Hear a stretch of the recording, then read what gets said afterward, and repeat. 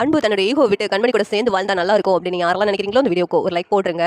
இங்கே ஜீவா கண்மணி கிட்ட அன்புவை பற்றி இன்ட்ரடியூஸ் பண்ணுறாங்க. இவர் பெரிய கிளவுட் கிச்சனில் எக்ஸ்பர்ட்டானவர். அதுவும் இல்லாமல் புதுசாக கம்யூனிட்டி கிச்சன் ஒன்று சொன்னார் பார்த்துக்கோ, அதில் நான் ரொம்ப இம்ப்ரெஸ் ஆகிட்டேன்.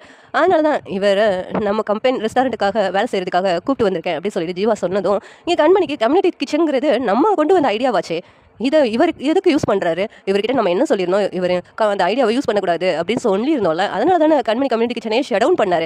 அப்படி இருக்கும்போது ஜீவா கிட்ட எதுக்கு இவர் இந்த ஐடியாவை சொன்னார் அப்படின்ட்டு கண்மணிக்கு மனசுக்குள்ளே கோவம் வருது. உடனேவும் இங்கே ஜீவா, சரிங்க அன்பு, இதுதான் உங்களுடைய ரூம், நீங்கள் இதில் இருந்துக்கோங்க அப்படின்னு சொல்லிட்டு கிளம்பி போயிடுறாங்க. இந்த நேரத்தில் கண்மணி அன்பு பார்த்துட்டு ஒரு நிமிஷம் நில்லுங்க அப்படின்ட்டு சொல்கிறாங்க. என்ன உங்ககிட்ட பேசுறதுக்கு எனக்கு எதுவும் இல்லை அப்படி சொல்லிட்டு சொல்கிறாங்க.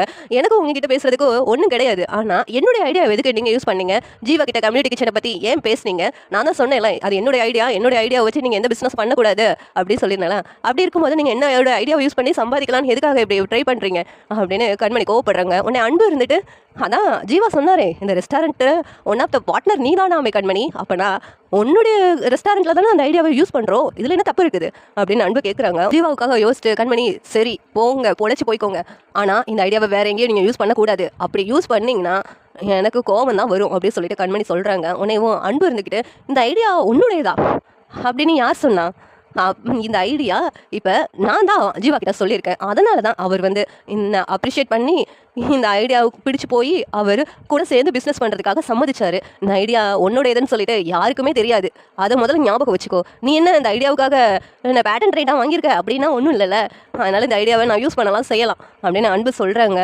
உடனே கண்மணி அப்படின்னு சொல்லிட்டு செம கோபத்தோடு அங்கேருந்து கிளம்பி போயிடுறாங்க. இவர்கிட்ட பேசி பிரோஜனம் இல்லைன்னு சொல்லிட்டு. இந்த சீரியல் எப்படி இருந்தால் நல்லா இருக்கும் நீங்கள் நினைக்கிறீங்கன்னு கமெண்ட் பண்ணுங்கள். வீடியோ பிடிச்சி லைக் பண்ணுங்கள், ஷேர் பண்ணுங்கள், சப்ஸ்கிரைப் பண்ணுங்கள். தேங்க்யூ.